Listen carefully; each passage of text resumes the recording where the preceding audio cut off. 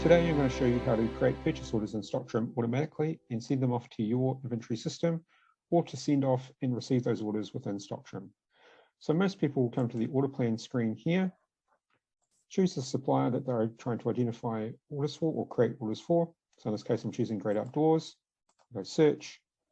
I've got two items here that are highlighted in red that we've been recommended to go away and order. So Windbreaker Jacket and Hawkeye Torch. I go create purchase orders. Click yes. That auto creates a purchase order for me straight away with the details of those SKUs on there, and most importantly, the quantities that we've been recommended to go away and purchase at this time. I can still come in and add items onto here or change the quantities and the pricing on the line if I choose to do so. And we've also got these tracking tools which enable you to put in a container size limit, a weight limit, or a budget limit if you're wanting to track against those limits that you put in here.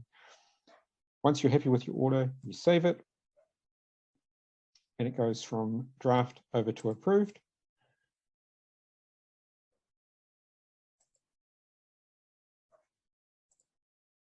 Approve it, sorry, and it goes over to approved.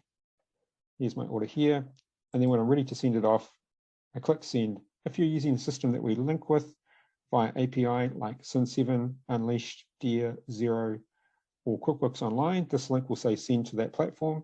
Otherwise, we can email this purchase order off to your suppliers directly from StockTrim, or we can download it as a PDF or a CSV file, and you can send it off that way or import it back into your system that way. So in this case, I will now send this order off.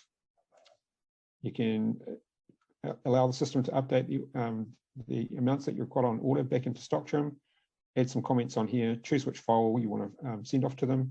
I click send, and away that goes.